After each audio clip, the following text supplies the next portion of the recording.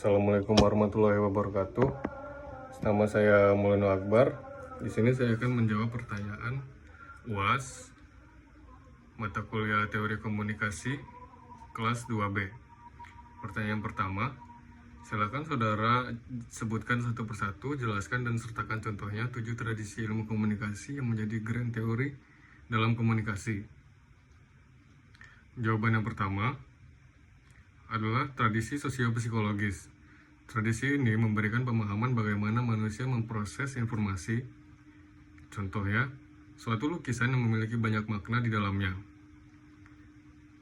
Maksudnya, dalam lukisan ini, agar kita dapat memahami maknanya, kita harus benar-benar memproses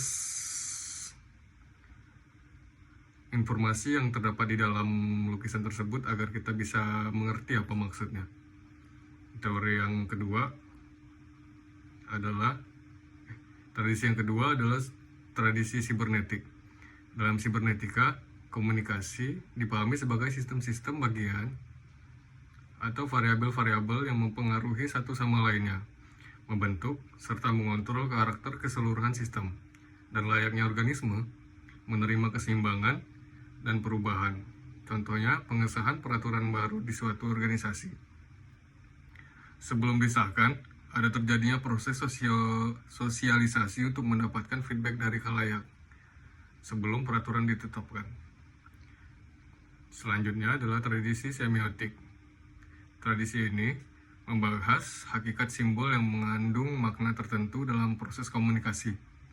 Simbol merupakan produk budaya suatu masyarakat untuk mengungkapkan ide-ide makna dan nilai-nilai yang ada pada diri mereka.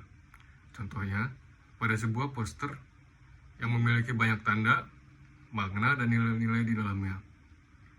Karena ada banyak nilai di dalamnya, tanda-tanda tersebut menjadi satu, dan kita tidak bisa untuk hanya mengartikan satu tanda dan kita mengerti semua maksud tanda yang ada di dalam situ. Kita harus menjelaskan atau mengartikan satu persatu apa maksud dari tanda tadi.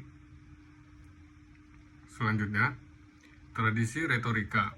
Tradisi ini memberikan perhatian terhadap bagaimana proses-proses merancang suatu pesan yang baik sehingga komunikasi dapat berlangsung efektif.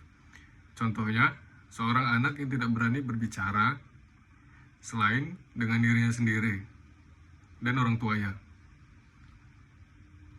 Karena anak tadi begitu, orang tua anak ini membelikan buku untuk membantu dan memotivasi anaknya agar mampu berbicara dengan orang lain. Tradisi yang selanjutnya adalah tradisi kritis.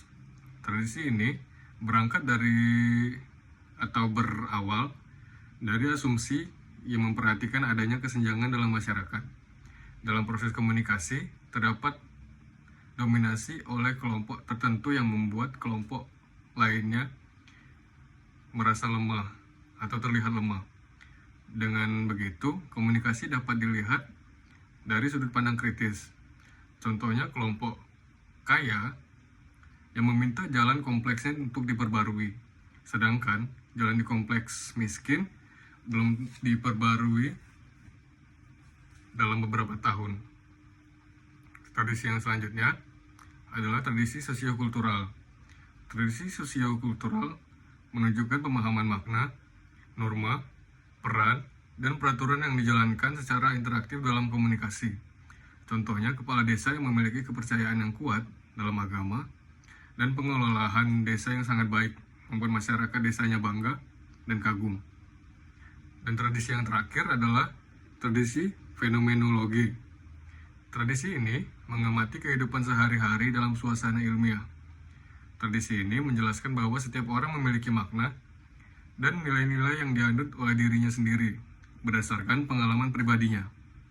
Contohnya adalah seorang perampok atau bisa dibilang mantan perampok yang mengupgrade dirinya menjadi seorang ustadz atau memperbaiki dirinya menjadi orang yang lebih baik lagi. Karena ia tidak ingin mengulangi masa-masa buruknya. Dia tidak ingin mengulangi masa-masa suramnya di masa yang akan datang. Lanjut ke pertanyaan yang kedua adalah, silakan saudara sebutkan, jelaskan, dan sertakan contohnya yang termasuk dalam model teori yang digunakan dalam menganalisa pesan, komunikator, media, komunikan, dan efek. Jawaban saya adalah teori Laswell. Menurut Harold Laswell, komunikasi memiliki 5 unsur, yaitu pesan, komunikator, media, komunikan, dan efeknya. Jadi berdasarkan paradigma Laswell tersebut, komunikasi adalah proses penyampaian pesan oleh komunikator kepada komunikan melalui media yang menimbulkan efek tertentu. Contoh yang saya berikan adalah sekolah. Di suatu sekolah ada pemberitahuan dari sekolah yang disampaikan oleh kepala sekolah sebagai komunikator. Komunikator ini menyebutkan atau menyampaikan sebuah pesan. Pesan yang disampaikan adalah, pada hari ini anak-anak bisa pulang lebih awal. Pesannya adalah itu. Media yang digunakan adalah mikrofon. Komunikannya adalah anak-anak, siswa-siswi, para pelajar di sekolah tersebut. Dan efek yang ditimbulkan adalah anak-anak bisa mengerti dan mengikuti pesan tadi. Itu yang bisa saya sampaikan. Terima kasih sudah mendengarkan. Wassalamualaikum warahmatullahi wabarakatuh.